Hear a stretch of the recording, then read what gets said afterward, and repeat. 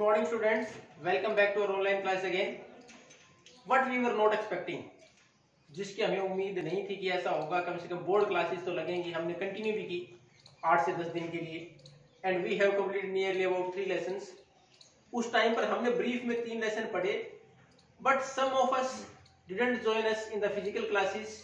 जो क्लास हमने 8 से 10 दिन की उसमें कुछ बच्चों ने ज्वाइन नहीं किया था, तो next we are going to continue them again. ये कुछ टॉपिक्स हैं, वापस एक बार थोड़ा सा ब्रीफ में वापस एक्सप्लेन कर लेते हैं. तो हमारा जो 10th क्लास में सिविक्स का फर्स्ट टॉपिक है या फर्स्ट लेसन है वो कौन सा है? Power sharing. फर्स्ट यूनिट के 2 पार्ट हैं, पावर शेयरिंग और फेडरलिज्म. तो हमारा पहला टॉपिक कौन सा है? Power sharing. तो पावर शेयरिंग में as the name suggest the sharing of power, कि जो भी पावर है उनका बंटवारा.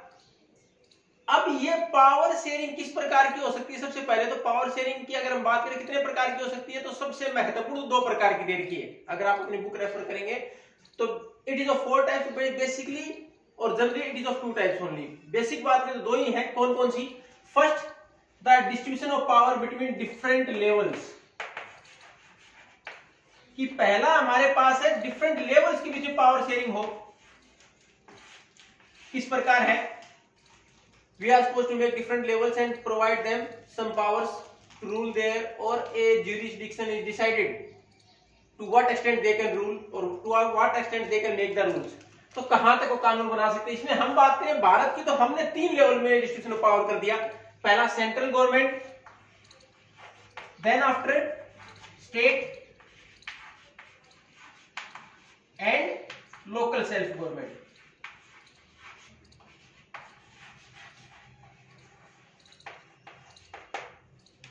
The second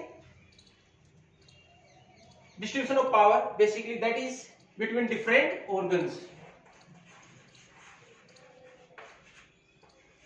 Different organs of the government. अब हमारे पास सरकार के जो महत्वपूर्ण अंग हैं उनमें पावर का डिवीजन कर देना, so that only one part of the government organ cannot use the unlimited powers. की एक organ है, एक अंग है, वो ज्यादा इस्तेमाल नहीं कर पाया पावर्स का, इसलिए हमने इसको भी डिवाइड कर दिया. And it is also called check and balance. इसको चेक एंड बैलेंस भी बोलते हैं. इसमें किस प्रकार किया गया? हमने डिवीजन किया पावर का. सबसे ऊपर legislature, which is responsible to make laws. Then after executive, supposed to implement the laws. जो कानून लेजिस्लेचर ने, विधायिका ने बना दिए, उनको लागू करने की जिम्मेवारी. And ultimately if there is an conflict और डिस्प्यूट, अगर मान लो लेजिस्लेचर ने कोई कानून बनाया, कोई विवाद है, इंप्लीमेंटेशन में कोई प्रॉब्लम्स आ रही हैं, then who will decide? Judiciary, न्यायपालिका. ये हमारे यहाँ बेसिक डिस्ट्रीब्यूशन ऑफ पावर. पहला डिफरेंट लेवल्स और दूसरा डिफरेंट ऑर्गन्स. इनके दूसरे नाम अगर आते हैं, कई बार बोर्ड में क्वेश्चन इस प्रकार पूछा जाता है, what do mean by vertical division of power. Vertical match भी पढ़ते हो, वर्टिकल लाइंस कौन सी होती हैं? इस प्रकार के division, centre, state, local self government. Vertical division of power, क्योंकि इनके पास पावर की अगर बात करें, सेंटर के पास ज्यादा है, फिर स्टेट के पास, लोकल सेल्फ गवर्नमेंट के पास नाम मात्र की पावर्स होती हैं. तो ये हमारे पास वर्टिकल डिवीजन ऑफ पावर, ऊपर से नीचे. सेंट्रल के पास सबसे ज्यादा, स्टेट के पास उससे कम, लोकल सेल्फ गवर्नमेंट के पास उससे कम. दूसरा आता है हॉरिजॉन्टल डिवीजन ऑफ पावर, जहां लगभग एक जैसी पावर हो. तो पहले ही बोला गया था, चेक एंड बैलेंस भी बोलते हैं इसको. डिफरेंट ऑर्गन्स के बीच में जो पावर शेयरिंग है वो कहलाता है हॉरिजॉन्टल डिस्ट्रीब्यूशन ऑफ पावर. लगभग एक जैसी पावर दी हुई है, तो इसलिए इसको हॉरिजॉन्टल डिस्ट्रीब्यूशन ऑफ पावर भी बोला जाता है. अब इसके अलावा बेसिकली 2 ही है, लेकिन इसके अलावा फिर हमने पावर डिवीजन किया थोड़ा सा और आसान बनाने के लिए प्रशासन को. तो उसमें हमने देखा कि हमारे यहाँ बिटवीन डिफरेंट सोशल ग्रुप्स, अलग अलग हमारे यहाँ सामाजिक समूह, उनके बीच में पावर शेयरिंग. अलग अलग सामाजिक समूह के बीच में पावर शेयरिंग की अगर बात करें, तो इसमें शुरुआत जो की गई हमारे लेसन की, वो किसे की गई? एग्जांपल लिया गया 2 डिफरेंट कंट्रीज का.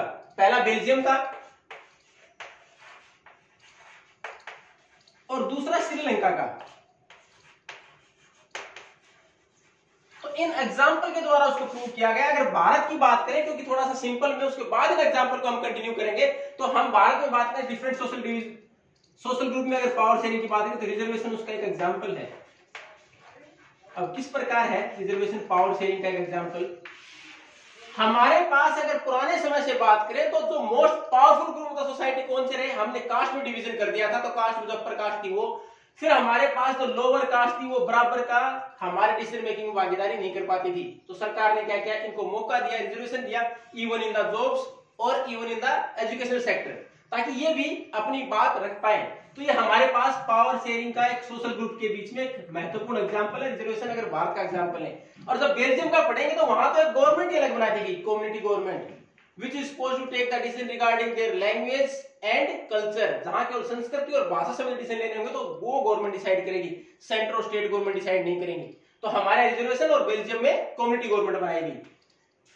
दूसरा हमारे पास एक और बात करें जो उन महत्वपूर्ण 2 लेवल के अलावा, तो फिर अगला है between different political parties. Between different political parties, अभी पॉलिटिकल पार्टीज के बीच में पावर डिवीजन कैसे होगा? नरेंद्र मोदी जी जो सरकार चला रहे हैं, it is the government of full majority, पूर्ण बहुमत से चला रहे हैं। तो कोई जरूरी नहीं है कि पावर शेयरिंग हो बाकी पार्टीज के बीच में। लेकिन अगर हम 1990s ऑनवर्ड्स, 1990s की जो शुरुआत हुई 1991 से अगर बात करें और 2014 तक, 2014 में तो फुल मेजोरिटी आई मोदी जी की। उससे पहले तो सारी सरकारें कैसी थी? कोलिजन गवर्नमेंट्स, गठबंधन सरकारें थी। अभी होती क्या है? Where 2 or more parties come together to make government, जहां 2 से ज्यादा पार्टियां, 2 या 2 से ज्यादा पार्टियां सरकार बनाने के लिए। अब अकेली पार्टी कोई भी डिसीजन नहीं ले सकती, पावर शेयरिंग होगी पॉलिटिकल पार्टी में। सब पार्टी जो भी उस गठबंधन में शामिल होंगी, सबकी बात को सुना जाएगा। Either these are state parties, regional parties और नेशनल पार्टीज। उसके अनुसार पावर शेयरिंग करेंगे, अपने रीजन की बात करेंगी, जिस जगह से वो बिलोंग करती है, किस भाषा के नाम पर बनी है, जाति के नाम पर बनी है, धर्म के नाम पर बनी है, चाहे किसी भी आधार पर इनका अलग से कोई भी बेस रहा हो पार्टी का, उसके आधार पर बात करेंगे, उस वर्ग के लिए बात करेंगे। तो पावर शेयरिंग होगी पॉलिटिकल पार्टीज के बीच में। ये हमारे महत्वपूर्ण पावर शेयरिंग है।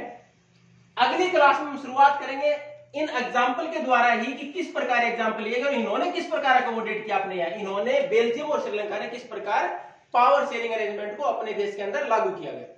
If you have any doubt then you can ask. Thank you and have a nice day.